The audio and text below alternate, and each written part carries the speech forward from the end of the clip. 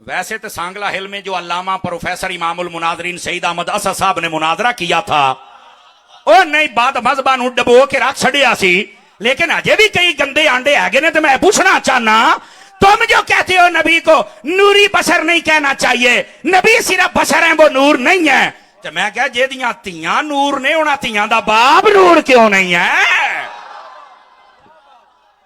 जरा बताओ तो सही ना, कुछ तो खुदा का खौफ करो ना, इन मसलों को समझने की कोशिश करो। केड़े मौलवियां दे पीछे लग गए जिन्हां नूं अज तक कमलियां नूं यह समझ नहीं आई कि नबी पाक सल्लल्लाहु अलैहि वसल्लम आपकी जब बेटियां नूर हैं तो नबी खुद नूर क्यों नहीं है? और इधर देखें तो आज ये मसला भी जरा चलते चलते हल कर दूं आप हजरात का। इधर फ्रंट सीटों वाले देखें मेरी तरफ, इधर देख ले। हमारा अकीदा यह है, मेरे नबी बशर भी हैं और नूर भी हैं।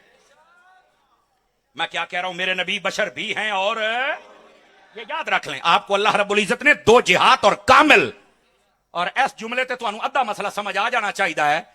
बशर ऐसे हैं कि कायनात में आप जैसा बशर कोई नहीं, और नूर ऐसे हैं कि कायनात में आप जैसा नूर भी कोई नहीं। तवज्जो है जी, तवज्जो है। अच्छा मैं आख्या सी दो सिफता और वो भी कामिल, वो भी। अब आ जाइए जरा अगली बात। मुफ्ती अहमद या हजरत शाह साहब मुफ्ती अहमद यार खान ने सवाल उठाया कि अल्लाह ने अपने नबी को दो शाने कामिल क्यों अता फरमाई, यानी बशर भी कामिल और नूर भी कामिल, वजह क्या है? इधर देखें, फरमा वजह यह है, एंज मिसाल समझना से होती है। फ्रंट सीट में सारे मेरी तरफ देखे बेटा, इधर देखो, इधर देखो। फरमा एक दर्जा है मखलूक का, किसका है? सारे भरा समझ लो, जड़े एम ही परेशान रहिंदे हो नूर बशर की मसला है, आज सुन लो। एक दर्जा है मखलूक का, एक दर्जा है खालिक का, बीच में अल्लाह ने रखा है मोहम्मद मुस्तफा की जात को, और दो जिहाद अता की हैं। उसकी वजह क्या है? तवज्जो मेरी तरफ। फरमाया अल्लाह ने दो जिहतें इसलिए दी हैं, जब रब से कुछ लेना है तो नूर गालिब होता है, जब उम्मत को कुछ देना है तो बशरियत गालिब होती है। तवज्जो है हजरात आपकी के कोई नहीं? मैं इस पर एक एक मिसाल भी देना चाहता हूं ताकि आपको मसला समझ आ जाए। नबी पाक अलैहिस्सलाम मेराज पर जा रहे हैं, मालिक बिन सासा वाली हदीस आप बुखारी शरीफ उठा के देखें, इधर देखें मेरी तरफ। आका करीम अलैहिस्सलाम का सीना अक़दस शक हुआ, आपका दिले अनवर कल्बे अथर मुबारक निकाला गया, सोने का एक थाल जन्नत से लाया गया, उसमें रखा गया, जमजम के कुएं पे चल के धोया गया। यह नबी पाक सल्लल्लाहु अलैहि वसल्लम मेराज की रात सफर शुरू होने से पहले यह काम हुआ। अच्छा नबी पाक अलैहिस्सलाम ने दो बातें फरमाई। अगर मैं बात कर रहा हूं तो जरा समझने की कोशिश, नहीं मेरे बेटे बात सुने, आप मेरी बात सुने। नबी पाक सल्लल्लाहु अलैहि वसल्लम आपने फरमाया वला वजइन वला दमिन, तर्जमा सुनिए। फरमाया ये सब कुछ हुआ लेकिन ना मुझे दर्द हुआ ना मेरा खून निकला। तमाम अहले सुन्नत के अलावा जितने मौलवी मुनकिर हैं, मेरा उनसे सवाल है, नबी पाक अगर बशर थे तो खून क्यों नहीं निकला? तवज्जो है जी? खून निकलना चाहिए था या नहीं, मुझे बताइए जरा। कहंदा ए तो मैनू नहीं पता। मैं क्या पता हुंदा ते सुननी ना हुंदा। अब ये होगी पहली बात। रुके रुके रुके रुके, मैं जरा अगली बात करके तुम पहले थोड़ी हैरान तक करिए ना, फिर नतीजा फिर देंगे ना जी। यही मेरे नबी हैं और उहद के मैदान में हैं, और एक कंकर आके आपके होंठ मुबारक पे लगता है और दांत का एक जर्रा शहीद हो जाता है। समझ आ रही मेरी बात? बात कहता है पूरा दंद मुबारक नबी पाक दा शहीद होया, गलत बात है, झूठ है। दांत मुबारक की एक नोक शहीद हुई, और वो भी इसलिए कि जाहिरी तौर पर इस्लाम के लिए अपनी जान पेश करना भी हजूर की सुन्नत बन जाए, ये इस बात से हुआ था। वरना अल्लाह ने फरमाया वल्लाहु यासिमुका मिनन नास, ऐ हबीब हम लोगों से बचाएंगे, लोग तुम्हें कत्ल नहीं कर सकेंगे। तो देखो कोई कत्ल नहीं कर सकेगा, लेकिन इतना कट जरूर लगा ताकि उम्मती में जज्बा पैदा हो जाए कि जब मेरे नबी ने इस्लाम वास्ते खून कटवा लिया तो मेरा निकल गया तो की हो जाएगा। यह सिर्फ जज्बा देना था। अब मेराज की रात जब मेरे नबी जा रहे हैं, सीना शक हो रहा है और खून नहीं निकला। तवज्जो है जी? और जब उहद के मैदान में छोटा सा कंकर लगता है और नबी पाक के खून का कतरा निकल आता है। अब ये क्या है? कहंदा ए तो नहीं मैनू पता। मैं कहूं तेन दसा, ए तो तेन दसन वास्ते गल छड़ी है। ये जो मैंने बात की है ना, नबी कामिल बशर भी हैं और कामिल नूर, ये उसकी वजाहत है। और मैंने कहा जब रब से कुछ लेना है تو نورانیت غالب ہوتی ہے، پھر بشریت غالب نہیں ہوتی. اور جب ہمیں کچھ دینا ہوتا تو پھر بشریت غالب ہوتی، پھر نورانیت نہیں. معراج کی رات رب سے لینے جا رہے تھے تو نورانیت غالب تھی، وہاں خون نکلا کوئی نہیں. اور جب میدان احد میں تھے، امت کو شہادت کا جذبہ دے رہے تھے، وہاں خون نکل آیا، چونکہ بشریت غالب تھی. اللہ نے یہ دونوں چیزیں اس لیے عطا کی ہیں تاکہ رب سے لے بھی سکیں اور امت کو دے بھی سکیں. لیکن ایک فرق اور بھی سنیے، شیر اہل سنت کے شہر میں رہنے والوں، توجہ ہے حضرات تو سنا دوں آپ کو. میں اہل سٹیج کی توجہ چاہتا ہوں، اور اے ویکھیا جائے اللہ کر کے تسی ایک ادھا منٹ توجہ کر لی تو مسئلہ حل ہو جانا. مفتی احمد یار کہتے ہیں صرف یہ وجہ نہیں ہے، ادھر صرف یہ وجہ نہیں ہے کہ دو جہتیں عطا کر دی بھی، جب اللہ سے کچھ لینا ہے تو نور غالب ہے اور جب ہمیں کچھ دینا ہے تو بشریت غالب ہے. فرمایا اللہ نے ایک اور گل بھی دس چھڑیے جی سمجھ آ جائے تھا، اور یہی اہل سنت کا عقیدہ ہے. فرمایا اللہ نے حبیب کو درمیان میں رکھا ہے اس لیے لوکاں نوں دسیا بھی نہ خدا سمجھیا جے تے نہ اپنے ورگا سمجھیا جے. سمجھ آ رہی ہے کوئی نہیں آ رہی ہے؟ نہ خدا سمجھیا جے تے نہ اللہ کا. اگر میں سمجھا پایا تے تواڈے ادھے تو زیادہ مسئلہ حل ہو جانا چاہیے. سمجھ آ رہی میری بات کی؟ لوگ کہتے ساڈے ورگا، اور میں کہا جا کام کر. اور میں آج آپ کو بتلاؤں، ادھر دیکھیے حضرت شاہ صاحب بیٹھے، آپ سیرت کی کتابیں پڑھ کے دیکھیں نا، اے جڑے ساڈی انگلیاں دے پورے نے نا، پورے اے اہل علم تو علاوہ تسی کئی پہلی مرتبہ سنو گے نبی پاک کے ایسے انگلیوں کے پورے نہیں تھے، پر گوشت تھے. یہ کئی پہلی مرتبہ سنیں گے، حالانکہ یہ شیخ محقق جیسوں نے بھی لکھا ہوا ہے، لیکن ساڈی قوم بس. اور دوسری بات، نبی پاک کے جو مبارک قدم تھے، جیسے ہمارا یہ قدم ہے، یہ جدو لگتا ہے تے خاص نشان بن جاتا ہے. نبیوں کا جو قدم ہوتا ہے وہ پرگوشت ہوتا ہے، او دے او پورے تے اونج نشان نہیں بنتے، صرف انگلی دے نشان تے گوشت پورا. اگر آپ کو نہیں سمجھ آئی تو آپ مقام ابراہیم کو دیکھ لینا، خانہ کعبے کے اندر جو ہے اس کے اوپر جو حضرت ابراہیم کے قدموں کا نشان ہے بالکل سیدھا سیدھا لگا ہوا ہے. اور ایتے گل ہے، جتنے کفار قریش تھے نا، وہ جب ان قدموں کو دیکھتے اور ساتھ میں نبی جہاں قدم رکھتے ان کو دیکھتے، کلمہ نہیں سن پڑھ دے پر کلیاں کہندے سن یار ہے ہی سچا. مان دے نہیں سی، قدموں کے نشان دیکھ کے کہندے ہے سچا. جو کہندے کیوں؟ کہندے سن جو قدموں کے نشان ابراہیم پاک کے ہیں وہی محمد عربی پاک کے. سمجھ آ رہی ہے؟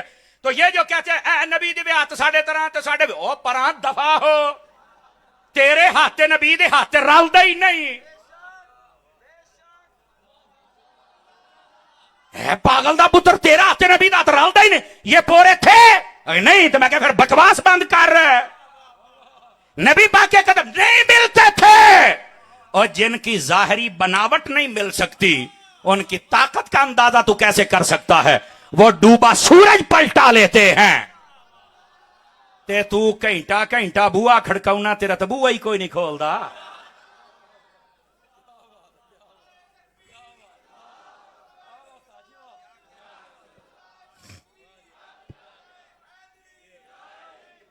بیٹھ جا بھی، بیٹھ جا، پالیا بیٹھ جا، بیٹھ جائیے. آپ ذرا اس بات کو سمجھیں گے آپ حضرات؟ ہاں یہ پا دیو، ملنگ نو پا دیو، کوئی ایسی گل نہیں. اگے آ جا یار، تو یہ شارٹ آ ساڈے گل چ پاؤن لگا تو اپنے چ پا لا. ہاں بولو ذرا سبحان اللہ پیار دے نال. ادھر دیکھیں میرے بھائی، ادھر بیٹھو میرے بچے، ذرا بات کو سمجھیے گا. اور میں بات کو اختتام کی طرف لے کے آ رہا ہوں تاکہ بات جو تھی مقصد کی سمجھ آ گئی. گرمی بھی شدید ہے تے گھنٹہ بھی پورا ہو گیا ہے. نہیں تینوں ہے ہی کوئی نہیں، تو آ کے کرنا ہی تینوں لگے پتا. اللہ دے بندے ہو ویچی، بس کر. میرا میٹر جلے شارٹ ہویا نا تو پھر ویکھی یار جہان دے کملے اگے سامنے بٹھاؤندے ہو. بولیے یار سبحان اللہ ذرا پیار کے ساتھ. ساڈے مسلکاں نو ایک کملے تے ملانگ لے کے کھا گئے، یقین اللہ تے کرو، مذاق تو علاوہ. ادھر دیکھیں میری طرف، میں آپ کو بات سمجھا رہا ہوں. حضرت عثمان غنی رضی اللہ تعالی عنہ، آپ کا جو کمال اور مقام اور مرتبہ ہے، اس بات کو کون سمجھے گا؟ نبی پاک صلی اللہ علیہ وآلہ وسلم آپ نے ایک ایک بات ارشاد فرمائی حضرت عثمان غنی کے. یہاں تک آپ نے فرمایا اے عثمان، ایک وقت آئے گا اللہ تمہیں خلافت کی قمیض پہنائے گا، منافق چھیننا چاہیں گے پر نہ اتارنا. پتا چلیا پہلیاں دی خلافت ٹھیک ہے تائیں تے عثمان تائیں گال پہنچی ہے. اور پھر میرے نبی کو یہ بھی پتا تھا کہ قمیض چھیننے کی کوشش کی جائے گی پر عثمان کبھی اتارنی. اور حضرت عثمان غنی نے پھر ویسا ہی کیا. حضرت عثمان غنی رضی اللہ تعالیٰ عنہ آپ کی شہادت کا سبب پتا کیا بنا؟ یہ بھی حدیث سن لیجئے تاکہ مسئلہ حل ہو جائے.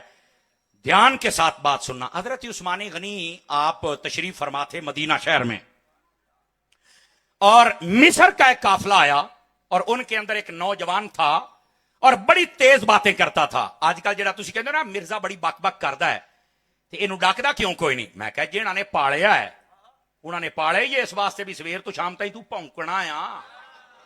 انہاں پالیا ہی تاں ہے. ہاں انہاں پالیا ہی تاں ہی تے بنے ہویا ہے کمرے دے. حالانکہ میں ویلو کتا نہیں آکھیا, میں ویسے کہہ رہا بنے ہیں. نہیں توجہ فرما رہا ہے, بس انہیں پونکنا ہی ہے. پونکدا کون ہے؟ نتیجے تے تسی آپ پڑھنا ہے. اگر وہ کوئی چمچا بیٹھا تو ذرا غور کرے.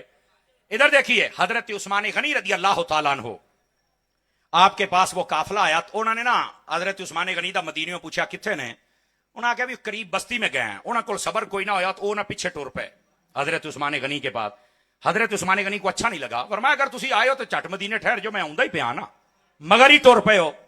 تو انہوں دے وچ جڑا منڈا سی نا کہنے لگا نہیں جی ساڈا شرعی مسئلہ سی تاں آئے ہاں. اے جڑے اج منڈیاں دے پیچھے لگے پھر دیو نا, اورا میری گل غور دے نال سنی ذرا. ہوا یہ کہ حضرت عثمان غنی رضی اللہ تعالیٰ اینو اٹھاؤ سائیڈ تے کرو, اٹھاؤ تاں تقریر کرنی نہیں تو میں نہیں کردا. نہیں بھائی میں نہیں کرنی, اینو اٹھاؤ کتے ہوئے گی تقریر. اٹھاؤ یار نہیں کرنی. بنو اینو ادھر لے کے جاؤ, دفعہ جا, اٹھ جا, اٹھ جا, اٹھاؤ نہیں میں تقریر نہیں کرنی. یا اینو لے جاؤ یا میں نہیں کردا. گل کرن والی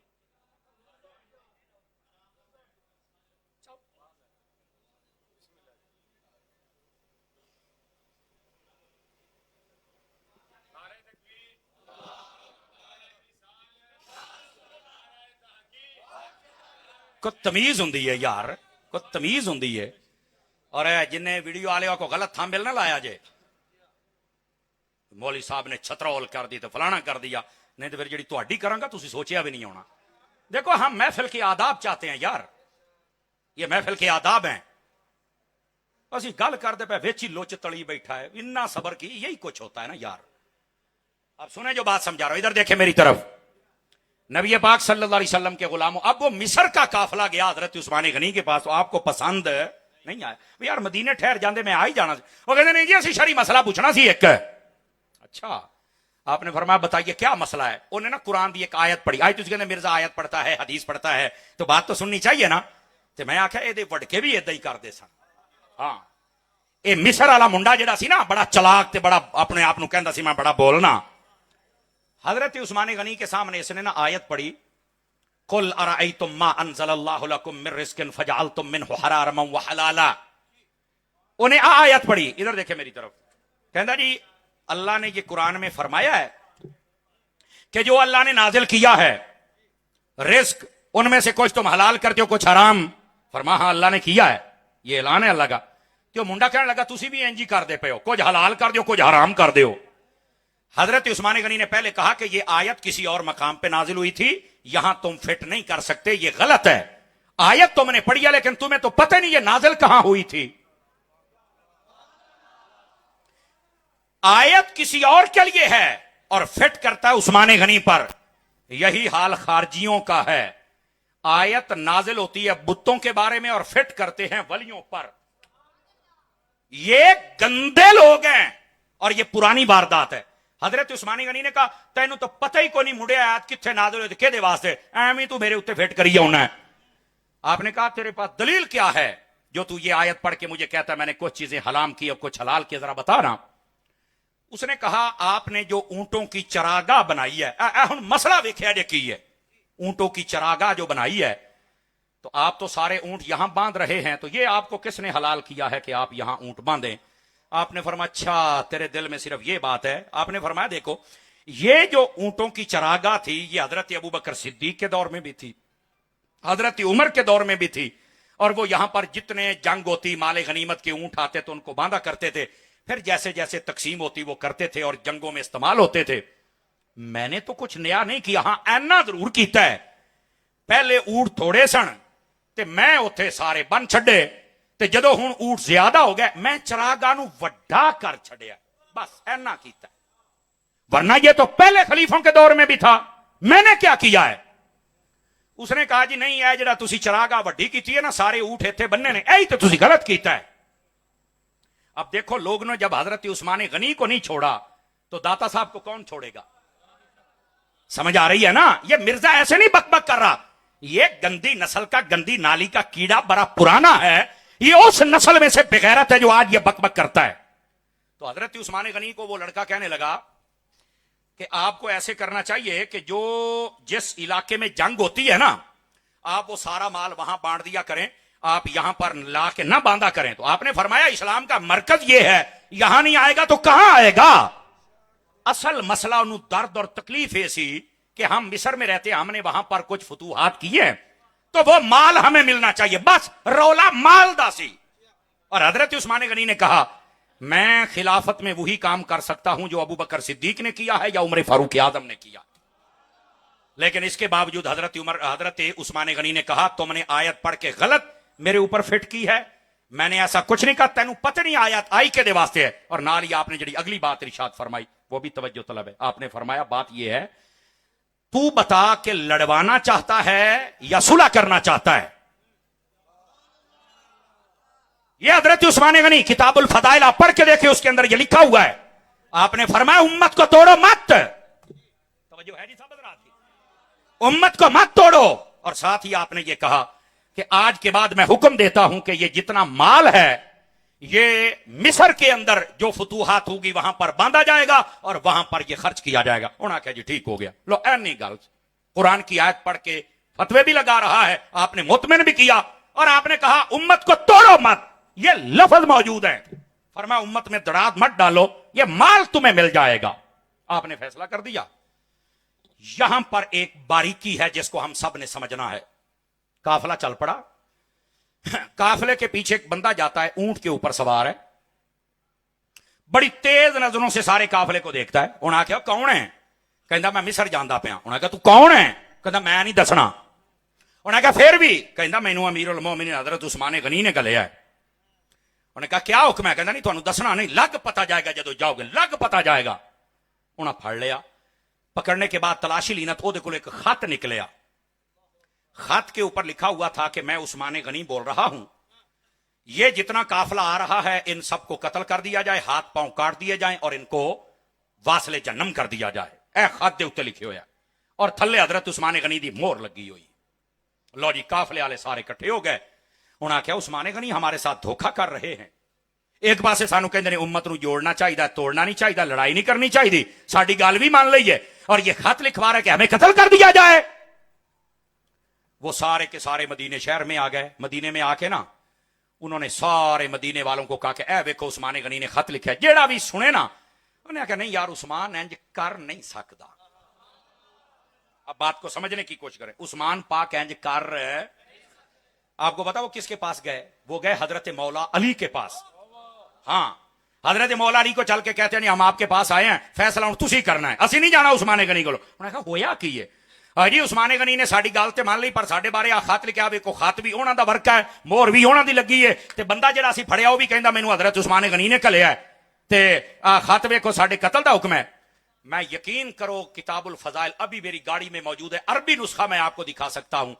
حضرت علی المرتضیٰ نے کہا اللہ کی قسم عثمان ایسا نہیں کر سکتا ہے. کتنا اعتبار تھا حضرت مولا علی شیر خدا کو. فرما اللہ کی قسم عثمان غنی ایسا نہیں کر سکتے. ایک گل وچ کوئی نمی ہے. انہوں نے کہا نہیں جی پھر ساری گل مکاؤ. انہوں نے کہا شام کو میں جب جاؤں گا عثمان غنی کے پاس تو پھر. انہوں نے کہا اچھا تسی شام نو جانا, تسی انہیں چل کے پہنچنے ہیں. انہوں نے چل کے حضرت عثمان غنی کا گہراؤ کیا. حضرت عثمان غنی باہر آئے. آپ نے کہا کہ اونچا مت بولو, یہ حضور کا شہر ہے, آپ صرف یہ بتاؤ مسئلہ کیا ہے. تو میں تو کل ہے, تسی پھر مڑ کے آ گئے, کی مسئلہ ہے؟ پہلو تو اندر غصہ تھوڑا سا بہت ہے. وہ کہندے اچھا تانوں پتہ ہی کوئی نہیں. وہ فرمایا ہویا کی ہے؟ انہوں نے خط اگے وکھایا. کہندے جی آ خط تسی لکھیا ہے. فرمانی یہ تو نہیں میں لکھیا. کہندے مہر تہاڈی لگی ہے, تے جڑی اونٹنی جاندی پئی وہ بھی تہاڈی ہے. دیکھو کیا یہ مروان کی سازش تھی یا کسی اور خنزیر کی تھی، خدا بہتر جانے یہ کس کی تھی، سمجھ آ رہی ہے نا؟ لیکن یہ سازش ہوئی اس وقت حضرت عثمان غنی تھے. حضرت عثمان غنی نے پتا کیا کہا؟ انہوں نے کہا اس رب کی قسم جس کے قبضہ قدرت میں میری جان ہے، مجھے پتا ہی نہیں یہ لکھا کس نے ہے، مہر کس نے لگائی اور بندہ کون ہے. او حضرت علی پاک نے بھی یہی کہا، عثمان غنی نے بھی قسم اٹھا دی. او کہنے نہیں جی یہ تو کام کرایا ہی تسی. لو جی یہ تھا تنازع، یہ تھا مسئلہ. کسی غدار نے بیچ میں وہ جھوٹا خط لکھ کے حضرت عثمان غنی رضی اللہ تعالیٰ کا نام یوز کیا. اور وہ بندے سمجھنا اے جڑے زیادہ جذباتی ہو جاندے ہو نا، ذرا گل نو تھوڑا جا سمجھیا کرو. تے مرزے دیاں گلاں سن کے جڑے پھس جاندے ہو نا، بھائی جان اے میں بابیاں دے پیچھے پہ جانا، میں کہا ٹینشن نہ لیا کرو، یہ پرانی نسل بھی انجی کر دی رہی ہے. لو جی مسئلہ یہاں تک آ گیا. 40 دن تک حضرت عثمان غنی رضی اللہ تعالیٰ عنہ آپ کا محاصرہ کیا گیا. 40 دن تک آپ کے گھر کے اندر پانی نہیں گیا. سنیو، ہم واقعہ کربلا بیان کرتے ہیں کہ وہاں 3 دن پانی بند ہوا. یہ ہماری کتابوں میں لکھا ہے، پانی بند ہوا. اعلیٰ حضرت نے یہی لکھا 3 دن بے آب و دانا. وہاں آل رسول کو رکھ کر ظلمن شہید کر دیا گیا. ہمارا یہی اعتقاد ہے، اگرچہ تاریخی کتابوں میں اور بہت کچھ ہے، لیکن ہم اپنے بزرگوں کی تحقیق کے سامنے اپنی تحقیق نہیں کرتے. میں صرف یہ کہہ رہا ہوں جہاں 3 دن پانی بند ہوا، اگر وہ بیان ہوتا ہے تو جہاں 40 دن بیان ہوا عثمان غنی کا کیوں نہیں بیان ہوتا ہے؟ اور پھر کربلا کے اندر آپ کو پتا ہے کہ امام حسین کا محافظ کون تھا؟ ان کا نام غازی عباس تھا. اور آپ کو پتا ہے مدینے شہر میں عثمان غنی کے محافظ کون تھے؟ علی کے بیٹے تھے، ایک کا نام حسن تھا، دوسرے کا نام حسین تھا. یہ دونوں محافظ تھے. یہاں پر 40 دن تک دروازے پر کھڑے ہو کر پہرا حسن و حسین پاک نے دیا ہے. اور حضرت عثمان غنی روزانہ پتا کیا کہتے تھے؟ دیکھے میری طرف، آپ نا مکان کی چھت کے اوپر کھڑے ہوتے ہیں، لوگوں کیا تم میں سے کوئی بندہ گواہی دیتا ہے کہ ہم ایک مرتبہ پہاڑ کے اوپر تھی اور پہاڑ ہلنے لگ پڑا اور نبی پاک نے فرمایا تھا پہاڑ ہلنا بند کر دے، تیرے اوپر ایک نبی ہے، ایک صدیق ہے اور 2 شہید ہے. تو بندے کہتے ہاں اسی سنیا ہے. تو حضرت عثمان غنی کہتے تھے کیا تم گواہی دیتے ہو کہ وہ شہید میں تھا؟ تو وہ کہتے ہاں بالکل. پھر آپ کہتے او لوگوں کیا تمہیں پتا ہے کہ نبی پاک نے فرمایا تھا جو تبوک کے لشکر کو تیار کرے گا اس کے لیے جنت ہے؟ لوگ کہتے ہاں ہم نے سنا ہے. تو آپ فرماتے تھے پھر یار غور کرو وہ میں ہی ہوں نا. پھر حضرت عثمان غنی تاکہ ان لوگوں کو کسی طرح سمجھ آ جائے کہ میں عثمان کون ہوں، میرا مقام کیا ہے. آپ خود کہتے کیا لوگوں تمہیں پتا ہے کہ نبی پاک نے فرمایا تھا جو روما کا کنواں خریدے گا اس کے لیے جنت ہے؟ تو لوگ کہتے جی ہم نے سنا ہے. تو کہا پھر یہ بھی بتاؤ کہ کنواں خریدا بھی میں نے ہے. پھر حضرت عثمان غنی کہا کرتے تھے اے لوگوں کیا تم اس بات کی گواہی نہیں دیتے کہ جب مسجد کی جگہ تھوڑی تھی اور نبی پاک نے فرمایا جو خرید کے کھلا کرے گا اللہ جنت میں گھر بنائے گا؟ کہا بالکل. تو فرمایا پھر گواہی دیتے ہو کہ جگہ میں نے خریدی تھی؟ توجہ ہے حضرات کے کوئی؟ یہ حضرت عثمان غنی روزانہ آ کے لوگوں کو بتاتے ہوئے مجھے پہچانو. اور ایک دن تو آپ نے ایسی بات کہی بڑے کمال کی، آپ فرمانے لگے اے لوگو کیا تم میں کوئی ایسے بندے ہیں جو یہ گواہی دیں کہ جب میں حدیبیہ کے مقام پر نبی پاک کے پاس نہیں تھا اور نبی پاک علیہ السلام اس وقت بیعت کر رہے تھے اور میں کافروں کے پاس تھا اور خبر مشہور ہو گئی کہ عثمان غنی کو شہید کر دیا گیا، تو نبی پاک نے کہا تھا یہ میرا ہاتھ ہے، یہ عثمان کا ہاتھ ہے؟ کیا لوگوں تم گواہی دیتے ہو کہ نبی نے اپنا ہاتھ میرا ہاتھ کہا ہے؟ کہا بالکل. تو فرمایا پھر سمجھ جاؤ وہ عثمان میں ہوں.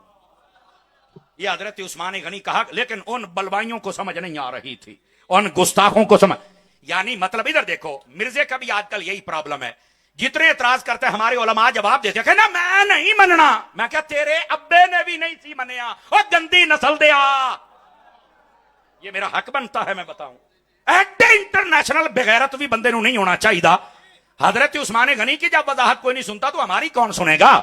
لیکن یاد رکھو اگر ان پر آج تک لعنت ہو رہی ہے تو مرزیا لعنت نال شکل تو اپنی بھی دیکھ لے. پھر یہ وہ بغیرت بندہ ہے جو کسی کی بات ماننے کے لیے تیار نہیں. وہ خنزیر نسل کا ہے. یہ انجینئر نہیں، یہ خنزینئر ہے. نیا جملہ لے لو، یہ انجینئر نہیں، یہ کون ہے؟ یہ خنزینئر ہے. اور یہ اسی گندی نسل کا بندہ ہے. حضرت عثمان غنی بتا کے تھک گئے لیکن وہ مانے ہی نہیں. ہمارے علماء بھی بتا کے تھک گئے پر اس گندی نسل دا منیا نہیں. میں کہا پیوتے گیا بغیرتا بولتے صحیح نا یار. ہاں یہ میں بات کرتا ہوں, کسی کو تکلیف ہو تو میرے نال گل کر لے. ایڈا مرزے نو پیو نہ بنایا کرو, اسی تو وڈا مرزا نہیں سی چلن دیتا, یہ تو شے ہی کوئی نہیں ہے. اس واسطے اس کا تعاقب تو ہم کریں گے جیسے کرنے کا حق ہوگا. لیکن بات سمجھیے جو میں کہہ رہا ہوں. حضرت عثمان غنی نے پھر ایک دن کہا, ادھر دیکھو میری طرف, کاش کہ میں بات سمجھا پاؤں. حضرت عثمان غنی کہنے لگے, اوے میرے گھر میں پانی نہیں ہے, پانی تم نے بند کیا ہے, کیا تمہیں نہیں پتا کہ یہ پانی کا کنواں میں نے خریدا تھا جس سے سارے پی رہے ہو؟ اب سمجھ آ رہی ہے آپ حضرات کو؟ میرے بھائی عثمان غنی نے یہاں تک بتلایا, لیکن وہ نہیں مانے. اگلی بات, ابھی بات نہیں نہ ختم ہوئی بھائی جان, گل نو سرے بھی تلانا ہے. حضرت عثمان غنی رضی اللہ تعالیٰ نو آپ کو نا نبی پاک نے خواب میں دیدار کروایا. اچھا یہ دونوں روایتیں ہیں, خواب میں بھی اور ظاہری طور پر بھی دیدار کروایا. اور پتا کیا کہا, خواب میں جب آئے تو یہ کہا, عثمان کل روزہ رکھ لینا, افطاری جنت میں ہمارے ساتھ ہو جائے گا. اور سنو, میں ذمہ داری سے کہہ رہا ہوں, یہ بھی دکھانے کے لیے تیار ہوں, اور ابھی کتاب لا کے دکھاؤں گا آپ کو. اور جو اگلی بات سنا رہا ہوں یہ بھی ابھی دکھانے کے لیے تیار ہوں, کتاب الفضائل میں یہ روایت بھی موجود ہے. نبی پاک نے نا ایک روشن دان تھا عثمان غنی کے کمرے میں, نبی پاک نے وہاں سے زیارت کروائی. فرمایا عثمان ہے یہ پانی نہیں دندے, کیا حضور نہیں دندے پہ؟ نبی پاک نے ایک ڈول پیش کیا, پتہ نہیں ان کے نو سمجھ آوے بھی میرا نبی دندا ہے یا نہیں دندا ہے. میرے نبی نے ڈول دیا, فرمایا یہ پانی پی کے اپنی پیاس بجھاؤ. اور جڑا اگلا جملہ وہ اس روایت میں ہے, فرمایا اے عثمان اگر تم چاہو تو میں تمہاری مدد کروں, تیرے دشمن یہیں ختم ہو جائیں, اور اگر تم چاہو تو تو ہم سے ملاقات کر لے کر جنت میں آ جا. تو حضرت عثمان غنی کہتے ہیں پھر میں نے دشمنوں کو مارنے کا وعدہ نہیں لیا, میں کہا یا رسول اللہ بات سنو, میں تواڈے نال افطاری جنت دے وچ کرنی ہے. سمجھ آئیے کوئی نہیں آئی آپ حضرات کو؟ یہ ہے میرے نبی. میرے نبی کو پتا ہے جو ہو چکا ہے جو ہوگا حضور تیری عطا سے خدایا حضور. میرے نبی کو سارا پتا ہے, آئے ساری داستان. لیکن بات یہ ہے لوگوں, سازشوں سے بچا کرو.